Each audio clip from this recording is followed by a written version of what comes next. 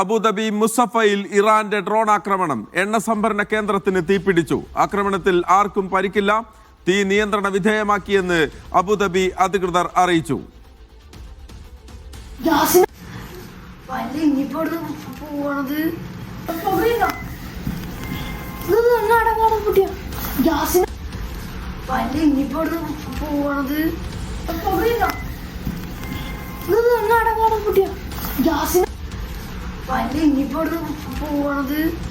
ഷിനോജ് ഷംസുദ്ദീൻ വിവരങ്ങളുമായി ചേരുകയാണ്. ഷിനോജ്, മൂന്നാം ദിനവും ഇറാന്റെ അമേരിക്കക്ക് നേരെയുള്ള ആക്രമണം അത് ഇന്നും നമ്മൾ അബുദാബിയിൽ കാണുകയാണ്. മുസഫയിൽ ഡ്രോൺ അയച്ച് അവിടെ എണ്ണ സംഭരണ കേന്ദ്രത്തിന് തീപിടിച്ചിരിക്കുന്നു. ആർക്കും പരിക്കില്ല എന്നുള്ളത് മാത്രമാണ് ഒരു ആശ്വാസം.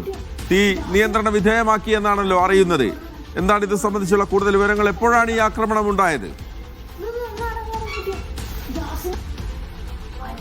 മഹേഷ്, ഇന്ന് വൈകുന്നേരമാണ് ഈ ആക്രമണം നടക്കുന്നത്. മുസഫയിലെ എണ്ണ സംഭരണ കേന്ദ്രത്തിന് നേരെയായിരുന്നു ഡ്രോൺ ആക്രമണം. ഇന്ന് മൊത്തം 148 ഡ്രോണുകൾ UAE-യിലേക്ക് ആക്രമണം നടത്തിയിട്ടുണ്ടെന്നാണ് പ്രതിരോധ മന്ത്രാലയം സ്ഥിരീകരിക്കുന്നത്. അതിലൊന്ന് ലക്ഷ്യസ്ഥാനത്ത് പതിച്ച ഒരു ഡ്രോണാണ് ഈ ഫ്യൂവൽ ടെർമിനലിൽ തീപിടുത്തത്തിന് കാരണമായത്. തീ ഏതാണ്ട് പൂർണ്ണമായി തന്നെ നിയന്ത്രിച്ചിട്ടുണ്ട് എന്ന് അബുദാബി അധികൃതർ പറഞ്ഞിട്ടുണ്ട്.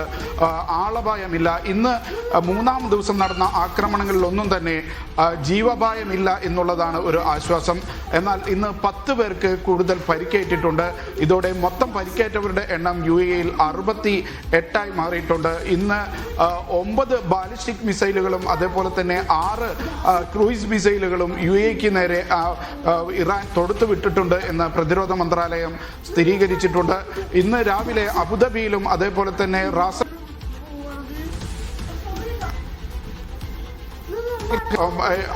ഡ്രോണുകൾ പതിച്ച് അപകടമുണ്ടായിരുന്നു. റാസൽ ഖൈമയിൽ അൽഹമറ വില്ലേജിലാണ് ഡ്രോണിന്റെ അവശിഷ്ടങ്ങൾ പതിച്ച് തീപിടുത്തമുണ്ടായത്.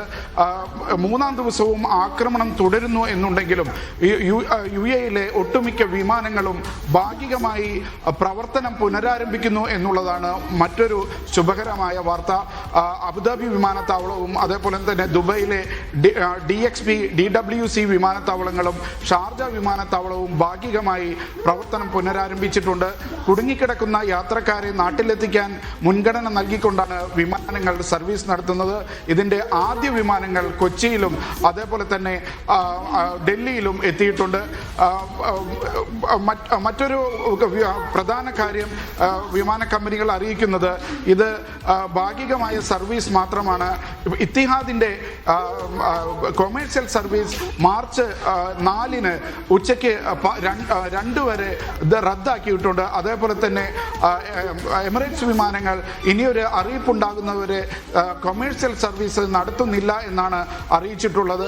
ഇതിനിടയിൽ ഇന്ത്യയിൽ നിന്ന് കേരളത്തിൽ നിന്ന് മസ്കത്തിലേക്ക് എയർ ഇന്ത്യ എക്സ്പ്രസ് നാളെ സർവീസ് ആരംഭിക്കുന്നുണ്ട്. നാളെ മസ്കത്തിലേക്കും തിരിച്ചും സർവീസുകൾ നടത്തും. പക്ഷേ മറ്റ് ഗൾഫ് രാജ്യങ്ങളിലേക്കുള്ള സർവീസുകൾ നാളെ 12 മണി വരെ റദ്ദാക്കിയിരിക്കുകയാണെന്ന്, അതായത് രാത്രി 12 മണി വരെ റദ്ദാക്കിയിരിക്കുകയാണെന്ന് എയർ ഇന്ത്യ എക്സ്പ്രസ് അറിയിച്ചിട്ടുണ്ട്. മഹേഷ്.